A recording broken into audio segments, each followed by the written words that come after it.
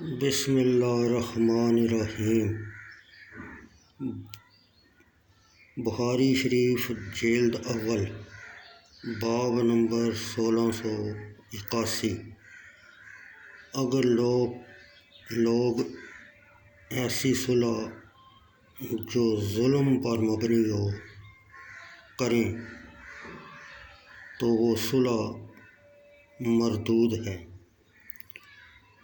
حدیث نمبر 2509، بخاری شریف جلد اول۔ حضرت ابو ہریرہ رضی اللہ تعالیٰ عنہ اور زید بن خالد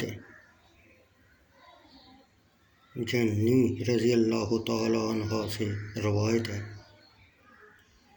انہوں نے کہا ایک اعرابی آیا اور اس نے عرض کیا، یا رسول اللہ صلی اللہ علیہ وسلم، ہمارے درمیان کتاب اللہ کے مطابق فیصلہ فرمائیں۔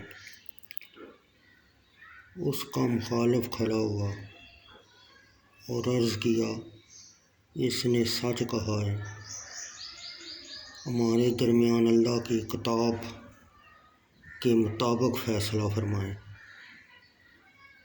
اعرابی نے عرض کیا، میرا بیٹا اس کے پاس مزدور تھا اور اس نے اس کی بیوی کے ساتھ زنا کیا، تو انہوں نے مجھے کہا تیرے بیٹے پر رجم ہے۔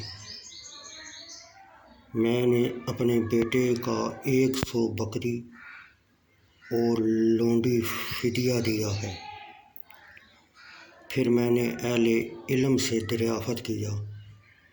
اہل علم سے مراد وہ لوگ جو نبی اکرم صلی اللہ علیہ وسلم کے زمانہ اقدس میں فتویٰ دیتے تھے، اور وہ خلفائے اربعہ اور انصار میں سے 3 ابی بن کعب، معاذ بن جبل اور زید بن ثابت رضی اللہ تعالیٰ عنہ ہیں۔ تو انہوں نے کہا تیرے بیٹے کی سزا 100 کوڑا اور 1 سال جیل وطنی ہے۔ نبی اکرم صلی اللہ علیہ وسلم نے فرمایا، میں ضرور تمہارے درمیان اللہ کی کتاب کے مطابق فیصلہ کروں گا۔ لونڈی اور بکریاں تجھے واپس کر دی جائیں گی اور تیرے بیٹے پر 100 کوڑا اور 1 سال کے لیے جیل وطنی ہے۔ پھر ایک آدمی نے سے فرمایا، اے انیس بن ضحاک اسلمی، اس آدمی کی بیوی کے پاس جاؤ اور اس کو سنسار کرو۔